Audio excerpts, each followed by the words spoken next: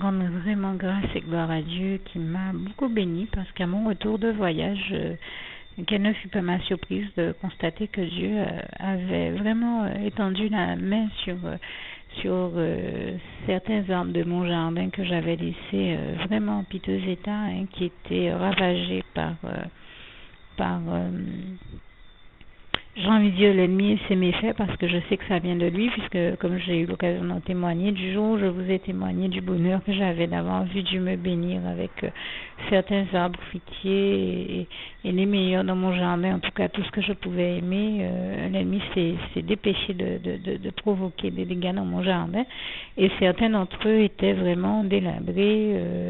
au point de n'avoir presque plus de branches, plus de feuilles en tout cas, et pour certains plus de branches. Et l'un d'entre eux, le plus délabré, est tellement fourni maintenant après que le Seigneur soit intervenu et je lui rends grâce et gloire pour ça. Je l'avais prié en ce sens et j'ai vu qu'il a mis au cœur de mon jardinier, de d'autres personnes qui s'occupent de l'entretien du jardin, et bien de s'en occuper, de faire un traitement, de pulvériser des produits qui convenaient dans ce cas-là. Et ces arbres-là qui paraissaient être morts ou en tout cas délabrés au point qu'on pensait qu'ils ne reprendraient plus et qu'il fallait les couper, eh bien n'ont même pas eu besoin qu'on les coupe et sont tellement chargés et fleuris, enfin je veux dire pas fleuris, ont tellement de feuilles, sont tellement chargés, sont tellement beaux maintenant que mon jardinier en est arrivé à me dire qu'il va les tailler mais d'une autre manière afin qu'ils poussent autrement, tellement qu'ils nécessitent une taille tellement ils ont bien repoussé, ils sont bien repartis et je rends vraiment grâce et gloire à Dieu parce que c'est une vraie bénédiction de Dieu et qui m'a beaucoup touchée de voir comment le Seigneur c'est le cas de le dire, occupé de mon jardin comme je demeure persuadée que lui seul c'est le faire, lui qui a créé tous les jardins qui existent et les merveilleux jardins botaniques qui existent notamment chez nous aux Antilles, tels que les jardins que nous avons ici en Guadeloupe ou aussi celui de Balata en Martinique ou bien d'autres. Et je rends grâce et gloire à Dieu pour toutes les merveilles d'espèces, que ce soit botaniques, florales et des espèces endémiques animales dont il nous a bénis en leur permettant de vivre sur toutes ces îles paradisiaques dont il nous a bénis,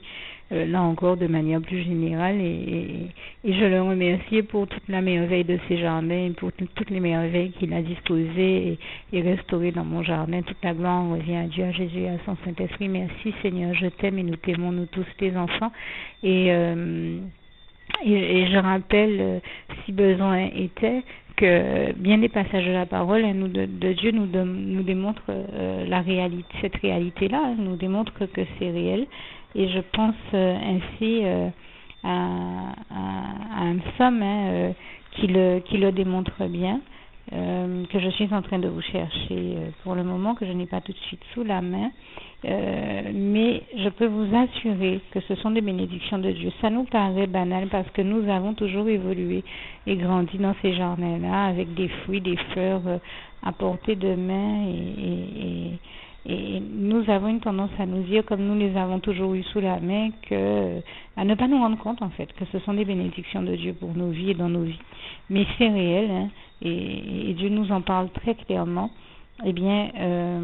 dans le psaume 104, verset 14, que je viens de retrouver, il fait germer l'herbe pour le bétail et les plantes pour les besoins des hommes afin que la terre produise de la nourriture. Donc, justement, si Dieu a placé toutes ces choses-là, tous ces arbres fruitiers, ces fruits, ces légumes, ces fleurs, et toutes ces belles et bonnes choses dans nos jardins, c'est pour nous bénir, afin que nous puissions nous en nourrir, hein, et parce que Dieu a le désir profond de nous bénir, je vous le rappelle, comme il est écrit en 3 Jean 1, verset 2, et je tenais à lui rendre grâce et gloire, en tout cas pour toutes les merveilles, plantes et espèces qu'il a disposées dans mon jardin, et puis qu'il a restaurées, comme je disais, puisque quand je suis partie, tout ça a été dans un état vraiment lamentable à cause du diable qui faisait des siennes, simplement parce que j'avais témoigné de la gloire de Dieu sur ces questions-là. Et je rends grâce et gloire à Dieu parce que je suis revenue ici émerveillée de voir comment le Seigneur a mis au cœur de ceux qui entretiennent ce jardin de faire ce qu'il fallait pour cela, et pas seulement à eux, hein, moi aussi il m'a mis au cœur de planter des choses, et je voudrais témoigner que tout avait bien poussé, et ça a encore mieux poussé à mon retour, c'est ce que j'ai découvert et je remercie vraiment le Seigneur de voir qu'il a étendu la main sur mon jardin afin qu'il reprenne et qu'il refleurisse et qu'il soit, voilà, que la végétation soit à nouveau, il soit à nouveau luxuriante et c'est le cas. Donc je tenais à remercier le Seigneur pour ça parce que j'ai été émerveillée de cette surprise qu'il me réservait à mon retour et je l'en remercie vivement ici encore. Merci Seigneur, je t'aime. Merci éternel mon Dieu Jésus d'amour, Saint-Esprit, toute la gloire t'en revient. Merci Seigneur, je t'aime et nous t'aimons nous tous tes enfants. Je parle de jardin, il me vient ici l'idée de vous apporter la précision ou encore plus précisément de rendre grâce et gloire à Dieu sur un autre point, toujours en rapport avec les plantes, fleurs, jardins et toutes belles choses qui disposent autour de nous pour nous bénir et toute la gloire lui en revient encore. Eh bien, quand j'étais aux États-Unis, le Seigneur m'a béni en me permettant de découvrir vraiment de nouvelles espèces, de les expérimenter, puis de découvrir que dans la région où j'étais, il existait des espèces communes à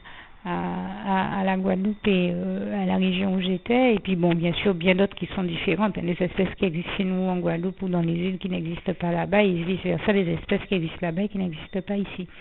Mais j'ai été émerveillée par la gloire de Dieu qui a fait l'exploit, par exemple, de me faire placer dans une des maisons du camp chrétien où j'étais et à la fenêtre à la fenêtre de la chambre de cette maison, il y avait pratiquement les mêmes espèces que celles que l'on retrouve à la fenêtre de ma chambre et c'était une bénédiction toute particulière du Seigneur pour laquelle je tenais à lui rendre grâce et gloire aussi ici. Et je le remercie vraiment pour toutes les espèces magnifiques qu'il m'a fait découvrir, que ce soit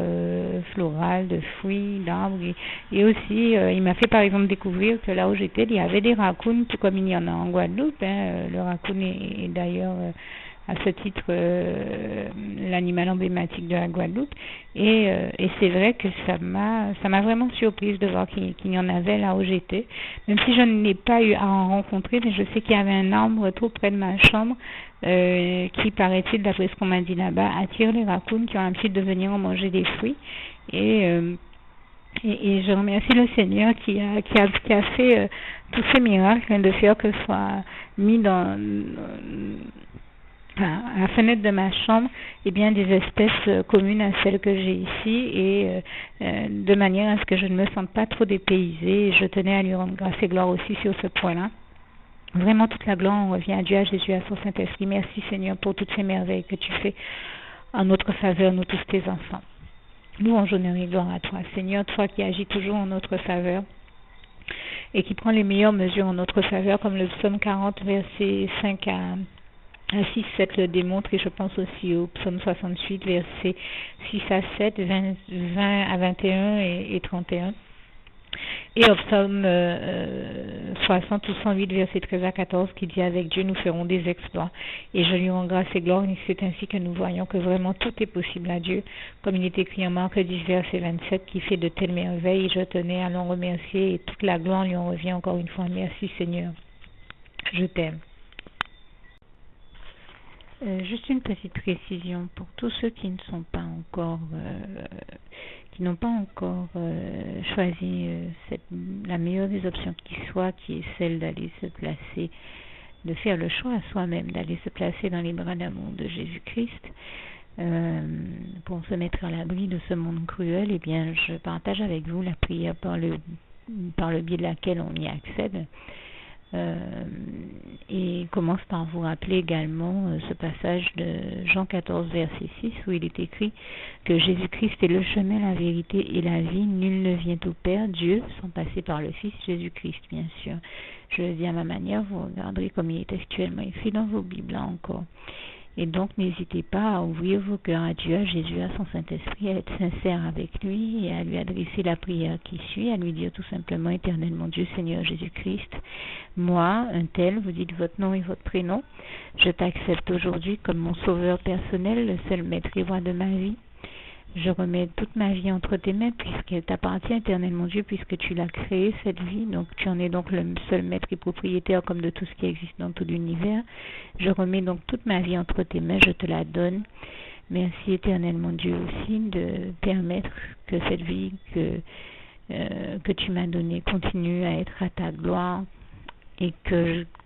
je continue à te servir, à t'appartenir pour l'éternité, d'éternité en éternité. Merci aussi Seigneur de faire que je continue donc à te servir et à t'appartenir pour l'éternité, d'éternité en éternité. Et aussi Seigneur de m'accorder la grâce de ton pardon et de ta miséricorde pour tous les péchés que j'ai commis tout au long de ma vie, jusqu'à la date d'aujourd'hui incluse. Et c'est au nom puissant du Seigneur Jésus-Christ que j'ai fait cette prière. Et à vous tous qui avez fait cette prière, je vous dis que Dieu vous bénisse abondamment, puissamment, richement. Et surtout, n'hésitez pas à la partager avec tous vos proches et contacts, amis, membres de vos familles, collègues, bien-aimés, tous ceux que vous aimez.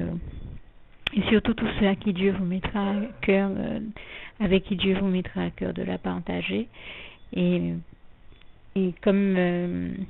j'aime à le dire, si vous n'avez pas encore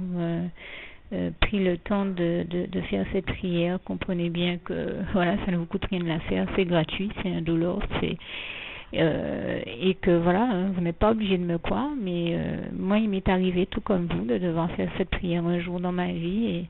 et quand on m'a proposé de la faire, je me suis dit, et si c'était vrai, et si c'était vraiment Dieu qui, par ce biais-là, m'appelait à lui et me demandait de lui donner ma vie, de l'accepter, c'était Jésus qui était en train de vraiment me tendre la main et qui était en train de me demander de l'accepter comme mon sauveur personnel, je ne pourrais pas passer à côté de l'occasion de lui dire oui, parce qu'il faut aussi que je reste ouvert ou ouverte à ce que Dieu peut avoir à me dire. Il faut que je garde mon cœur et mon intellect ouvert à ce que Dieu peut avoir à me dire. Donc je me suis dit, je ne peux pas courir le risque de passer à côté de mon éternité, de passer à côté des meilleures choses de la vie, surtout si le maître et créateur de la vie m'appelle et cherche à me sauver. Pour être sauvé, il faut bien que je lui dise oui, que je souhaite qu'il me sauve. Oui, Seigneur Jésus-Christ, je t'accepte comme mon sauveur personnel. Et c'est le sens de cette prière. Et comme je dis, elle ne nous coûte rien à faire. Et puis surtout, moi je vous dis, du jour où je l'ai faite, j'ai vu Jésus changer ma vie en mieux sur tous les plans. Et donc je crois que ça ne vous coûte rien, ça ne vous coûte rien vous non plus de la faire et puis d'expérimenter, de regarder comment les choses vont se dérouler dans votre vie, de regarder Jésus changer votre vie en mieux, à vous aussi. Et voilà, d'en faire l'expérience. Et pour en faire l'expérience, il faut commencer par faire cette prière. Donc si vous ne l'avez pas encore dite, réembobinez tout simplement cette vidéo ou ce document si vous préférez, réécoutez-le et dites avec moi la prière que vous m'avez entendu mentionner. Et n'oubliez surtout jamais que tout est possible à celui qui croit en Dieu, en Jésus-Christ et en son Saint-Esprit, comme il est écrit en Marc 9, verset 23, et que tout est possible à Dieu, comme il est écrit en Marc 10, verset 27. Que Dieu vous bénisse donc et à bientôt.